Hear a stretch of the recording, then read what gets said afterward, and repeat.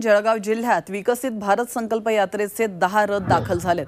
या माध्यमातून ग्रामीण भागात केंद्र सरकारच्या विविध योजनांबाबत जनजागृती केली जाते। शेवटच्या व्यक्तीपर्यंत योजनांचा लाभ पोहोचवणं हा यात्रेचा मुख्य उद्देश असल्याचं यावर जिल्हाधिकाऱ्यांनी सांगितलं। केंद्र सरकारकडून उमेद योजनेतून 3 लाखाचे कर्ज मिळाले आहे। शिवशक्ती बचत गटात मी आहे।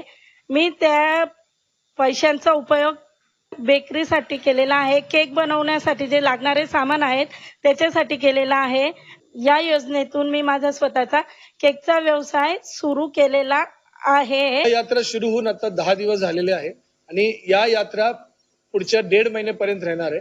याची जो रूट आहे, हे यात्रास्थान कुठे कुठे राहणार आहे ते ग्रामपंचायत आणि पंचायत समितींनी एकमेकांना विश्वासात घेऊन तयार करण्यात आलेलं आहे। या यात्राच्या माध्यमातून ग्रामपंचायतमध्ये जेवढे लाभार्थी आहे या जेवढे नागरिक आहे ते जास्त लाभ कसा घेता येईल याच्यासाठी या यात्रेचा उद्देश आहे।